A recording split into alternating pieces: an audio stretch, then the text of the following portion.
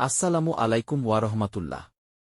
আলহামদুলিল্লাহ, সমস্ত প্রশংসা মহাবিশ্বের প্রতিপালক আল্লাহর জন্য। প্রিয় দর্শক, আপনাদের সবাইকে স্বাগতম সূরা ফজিলত মাহফিল চ্যানেলে।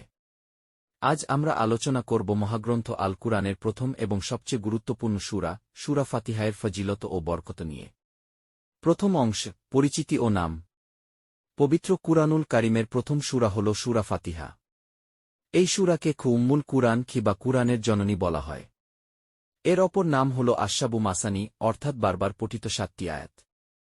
এই সূরাটির রয়েছে আরও অনেক ফজিলতপূর্ণ নাম, যেমন আসসালাহ নামাজ, আশিফা আরোগ্য বা নিরাময়, আর-রুকাহ ঝাড়ফুঁক এবং আলহামদ প্রশংসা। মহানবী শাহ বলেছেন, এই সূরার মতো আর কোনো সূরা তাওরাত, জবুর, ইঞ্জিল বা কুরআনে অবতীর্ণ হয়নি। দ্বিতীয় অংশ, সর্বশ্রেষ্ঠ সূরা। হযরত আবু সাঈদ ইবনুল মুআল্লা থেকে বর্ণিত, রাসূলুল্লাহ তাকে বলেছিলেন, আমি তোমাকে মসজিদ থেকে বের হওয়ার আগে কুরআনের সর্বশ্রেষ্ঠ সূরাটি শিক্ষা দেব কি? তারপর তিনি বললেন, তা হল আলহামদুলিল্লাহি রাব্বিল আলামিন, অর্থাৎ সূরা ফাতিহা। এটি বারবার পঠিত 7টি আয়াত এবং আমাকে দেওয়া মহান কুরআন। তৃতীয় অংশ, আরোগ্য ও নিরাময়। সূরা ফাতিহা আল্লাহর পক্ষ থেকে এক বিশেষ আরোগ্যের মাধ্যম। এর নামগুলোর মধ্যে একটি হল আশিফা বা নিরাময়। সুনানে ইবনে মাজাহর একটি হাদিসে এসেছে, রাসূলুল্লাহ বলেছেন, সূরা ফাতিহা হল মৃত্যু ছাড়া সকল রোগের নিরাময়।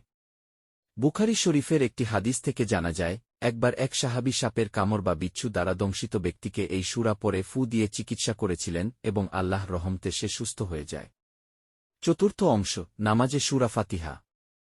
নামাজে সূরা ফাতিহা পড়া ফরজ বা আবশ্যিক। রাসূলুল্লাহ বলেছেন, যে ব্যক্তি নামাজে সূরা ফাতিহা পাঠ করল না, তার নামাজ অসম্পূর্ণ। এছাড়া যখন কোনো বান্দা নামাজের মধ্যে সূরা ফাতিহার প্রতিটি আয়াত পাঠ করে, তখন আল্লাহ রব্বুল আলামিন প্রতিবার তার জবাব দেন। এটি বান্দা ও আল্লাহর মাঝে কথোপকথন। সমাপনী। অতএব আমরা যেন প্রতিদিন সকল নামাজে মনোযোগের সাথে সূরা ফাতিহা পাঠ করি এবং এর অর্থ ও তাৎপর্য বোঝার চেষ্টা করি। আল্লাহ সুবহানাহু ওয়া তাআলা আমাদের সবাইকে এই বরকতময় সূরার পূর্ণ ফজিলত লাভ করার তৌফিক দান করুন। আমিন। আমাদের সঙ্গে থাকার জন্য ধন্যবাদ। ইসলামিক জ্ঞান ও সহিহ হাদিসের আলোকে সঠিক আমল জানতে আমাদের চ্যানেলটি সাবস্ক্রাইব করে আমাদের সাথেই থাকুন। শেষ।